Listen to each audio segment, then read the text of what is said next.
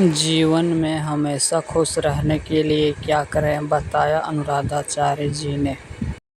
एक बार नारद जी समस्त तीर्थों का भ्रमण करने के लिए गए। नारद जी कहाँ कहाँ गए? पुष्करम चा प्रयागम चा काशीम गोदावरीम तथा हरिक्षेत्रम कुरुक्षेत्रम श्रीरंगम सेतुबंधनम।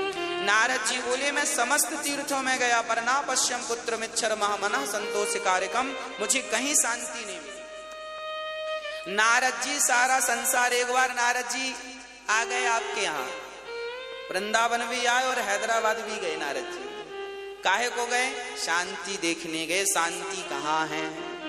आपके घरों में शांति है मैया जी? है?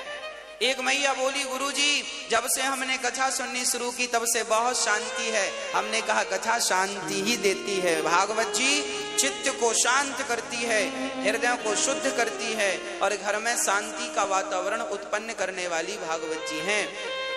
नारद जी बोले, मुझे कहीं शांति नजर नहीं आई। क्या नजर आया फिर? बोले, तरुणी प्रभुता गे है। घर में नई नई बहुओं की चल रही है, सासू माँ की कोई पूछ ही नहीं। नारद जी कह रहे हैं, हम नहीं कह रहे हैं। नारद जी कहते हैं सासू माँ की कोई पूछ नहीं है। अच्छा, सासू माँ की पूछ है कि नहीं? मैया आपकी पूछ है? हाँ, हनुमान जी की तो पूछ थी, आपकी है कि नहीं? राम जाने। है पूछ? है। सारा झगड़ा इस पूछ का ही है। महाराज जी हमें पूछा नहीं, महाराज जी हमें बैठने को भी नहीं पूछा, महाराज जी हमें चाय को भी नहीं पूछा। झगड़ा किस बात का है? बहू कहती है सास ने फटी साड़ी को नहीं पूछा, तो सास कहती है तुमने कब पूछा हमसे खाने को। सारे घरों में झगड़ा किस बात का है? पूंछ का। इसलिए हनुमान जी लंका गए थे तो अपनी इस पूंछ में आग लगवा के आए थे। जितने जल्दी हो सके आप लोग भी अपनी अपनी पूंछ को जला दो, होली आ रही है। जला दो इस पूंछ को, नहीं तो ये पूंछ आपको जलाएगी। ये जो अहंकार की पूंछ है ना, हमें नहीं पूछा, हमें नहीं पूछा। अरे नहीं पूछा तो नहीं पूछा, तुम काहे मरे जा रहे हो? क्यों परेशान हो रहे हो? अपनी अहंकार की पूंछ को जलाकर भस्म कर दो, तब शांति मिलेगी। कोई पूछे ना पूछे, मेरी मां, आप लोगों ने अपने चाबी दूसरों को दे रखी है। प्रॉब्लम यहां, आप बहिर्मुखी हो। देखना, दो बातें हैं। एक व्यक्ति वो है जो बहिर्मुखी है। बहिर्मुखी किसे कहते हैं? जो बाहर ज्यादा देखता हो। एक व्यक्ति वो होता है जो अंतर्मुखी होता है। बाहिर्मुखी वाला व्यक्ति ऐसा होता है, आपने हमें गाली दी, हमें बुरा लग जाएगा, हमें फलाने ने गाली दी। ये बहिर्मुखी आदमी है। स्त्री और पुरुष दोनों को बोल रहा हूं। आप बहिर्मुखी हैं तो सास की बात बुरी लगेगी, बहू की, जेठानी की, देवरानी की, पड़ोसी की, पड़ोसन की, सबकी बात बुरी लग सकती है। हमें पूछा नहीं, क्योंकि आप बहिर्मुखी, आप बाहर के व्यवहार को देख रहे हैं। जबकि अंतर्मुखी कौन है? जो बाहर से कोई मतलब ना रखे, जो अंदर में भगवान का चिंतन करता हुआ, सबको भगवान जानकर प्रणाम करता हुआ आगे बढ़ता रहे, वह व्यक्ति अंतर्मुखी है, शांत चित्त। उसे कोई फर्क नहीं पड़ता कि आप हमें गाली दे रहे हैं या आप हमारे सामने हाथ जोड़ के खड़े हैं, कोई फर्क नहीं पड़ता। जो व्यक्ति बहिर्मुखी है, आज वो व्यक्ति बहुत दुखी है। हमारे साधु संत जो जंगल में जा के उल्टे लटके रहते हैं, भजन करते हैं, ये क्या कर रहे हैं? ये अपने आप को अंतर्मुखी ही तो बना रहे हैं।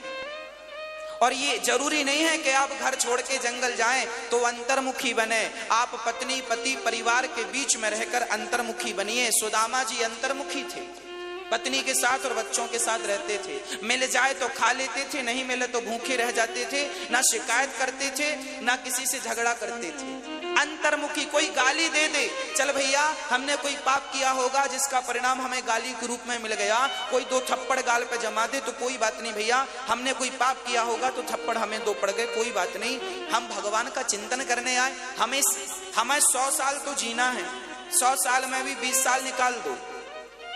10 साल तो कुछ समझ में ही नहीं आया, छोटे थे, कपड़े पहनने का भी ज्ञान नहीं था। 10 साल के बच्चे को भी ठीक से कपड़ा पहनना नहीं आता, माँ पहनाती है, चलो कपड़ा पहनना आ भी जाए तो उसके कोई बहुत अच्छा सांसारिक क्रियाएं नहीं आती। 10 साल वो निकाल दो और बाद के 90 साल के बाद जिंदा रह गए तो ना चलना आएगा ना खाना आएगा, तो 20 साल ही 80 साल की एज बची। यदि 100 साल के हो तो 80 साल पकड़ के चलो। ये 80 साल हमारे पास हैं, उसमें भी हमें 80 साल में 40 साल तो सोना है, पूरी रात सोता है, 12 घंटे का दिन 12 घंटे की रात, तो 40 साल सोना, बचा कितना? 40 साल। और 40 साल में फिर नहाने का समय, खाने का समय, झगड़े का समय, निंदा चुगली का समय, ये सब निकालने के बाद तुम्हारे पास बचा कितना? और जो समय बचा है वो 25, 30, 40 साल बचा है, जो 30 साल बचा है उसमें भी तुम झगड़ा ही करोगे, उसमें भी तुम ये देखोगे कि ये हमारा सम्मान नहीं किया। अब अरे करने ना करे सम्मान, सुना करे चूल्हे में जाए, तुम्हारा क्या घुर गया, क्या कम पड़ गए, तुम वजन कम हो गया, तुम्हारा सम्मान नहीं हुआ। तो ये मान अपमान सम्मान जब तक इनसे ऊपर नहीं उठते आप, तब तक आपको भगवत प्राप्ति नहीं होगी। जिन जिन संतों ने, बताओ क्या मीराबाई का अपमान नहीं हुआ? क्या मीराबाई को राणा ने ये नहीं कहा कि तूने मेरा कुल बिगाड़ दिया, संतों के बाबाओं के बीच में जा जा के नाचती है, कहते थे इसने तो कुल का नाश कर दिया, बाबाओं के बीच में जाती है, चरित्र बिगाड़ के आती है। क्या क्या ना कहा मीरा को, चरित्र से गिरी कहा, जहर पिलाया उसके ससुर ने, पर क्या हुआ? मीराबाई क्या अपमान में उलझी? बोलो। अब वो मीरा झगड़ा करती, लो मेरी सास मुझे तो चरित्रहीन कह रही है। आपको कोई जरा कह दे कि तुम जरा ऐसी हो वैसी हो तो आप झगड़ा करने लगोगी, आप बात विवाद करने लगोगी, बात विवाद में आपको नींद नहीं आएगी, समय वेस्ट होगा। जो समय भगवान के चिंतन में जाना चाहिए था वही समय अब बात और विवाद में जा रहा है। हाँ या ना? नुकसान किसका है?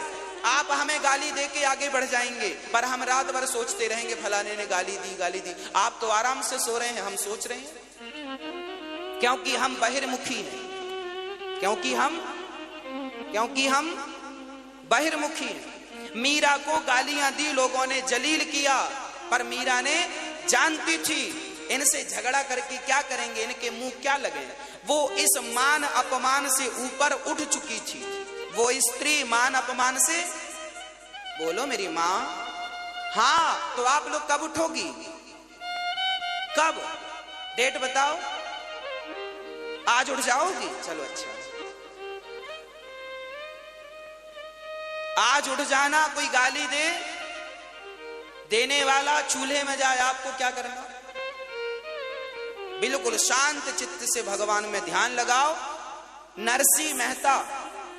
नरसिंह मेहता का चरित्र आपने कभी सुना या पढ़ा हो? नरसिंह मेहता का चरित्र सुना होगा। नरसिंह मेहता के भाई ने, भौजाई क्या बोलती थी? हट्टा कट्टा, निठल्ला, घर में पड़ा पड़ा खाता है, कुछ कमाता नहीं है। ये नरसिंह मेहता को उनकी भौजाई ने कहा था। अपमान किसे नहीं सहना पड़ा? क्या ध्रुव जी को अपमान नहीं ध्रुव जी की माँ सुरुचि माँ हाथ पकड़ के समाज के बीच में गिरा दिया, जा तू इस गोद में, अपने बाप की गोद में बैठने का अधिकारी नहीं है, जा। अब सोचो, भरी सभा में आपको हाथ पकड़ के निकाल दिया जाए, क्या ये अपमान नहीं है? आप लोग यहाँ तो 500 लोग बैठे हैं, 1000 लोग बैठे हैं, उस सभा में लाखों लोग बैठे थे जहां ध्रुव जी का हाथ पकड़ के नीचे गिराया गया था।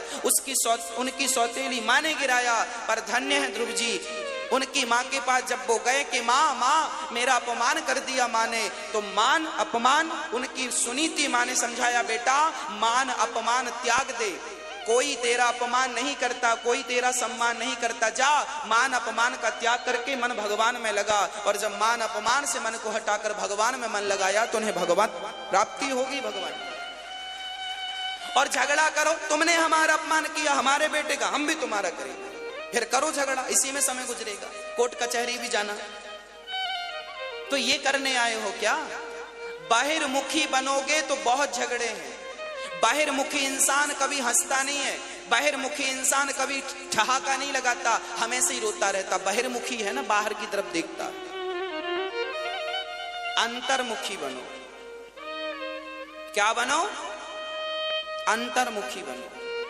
बाहर की तरफ देखने ही नहीं। अपमान हो रहा है, सम्मान, गुण दोष दृशिर दोषा, गुण दोष दोनों ही ठीक नहीं है। आप हमारी ज्यादा प्रशंसा करें वो भी अच्छा नहीं है, और आप हमारी ज्यादा निंदा, देखो आप हमारी निंदा करोगे तो भी हमें लगेगा लो हमारी निंदा कर रहे हैं, तो हम आप हमारी निंदा करोगे तो फिर हम आप में ही उलझ जाएंगे, आपको सफाई देने लग जाएंगे, नहीं भाई ये नहीं ये नहीं ये नहीं ये नहीं, समय वेस्ट हो जाएगा। और आप हमारी प्रशंसा करोगे तो भी हम उलझ जाएंगे, भाई आप हमें अच्छा कह रहे हैं, हम भी सुनने लगेंगे बैठ के। तो प्रशंसा और निंदा, स्तुति और आलोचना दोनों ही बंधन है। ना तो स्तुति में उलझना, ना तो आलोचना में उलझना, इन दोनों से आपको ऊपर उठना है।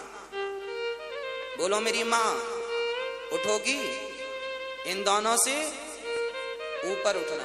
यही जब आप इन दोनों से ऊपर उठ जाएंगे ना, तब ये जो तुम्हारा मनुष्य तन है ना, फिर जीने का मजा है। अभी कहां मजा है? अभी आदमी जिंदगी जी नहीं रहा है, अभी तो रो रो के गुजार रहा। महाराज जी चल रही है, गुजर रही है। कोई आनंद मिला आपको जीवन में? पूरी जिंदगी रो रो के मर जाओगे। क्यों मर जाओगे? क्योंकि तुम बहिर्मुखी थे, बहिर्मुखी हो और बहिर्मुखी मरोगे। अंतर्मुखी होके मरोगे ना तो मरना भी उत्सव बन जाएगा। जीना और मरना दोनों आनंददायक हैं, पर उनके लिए जो अंतर्मुखी है।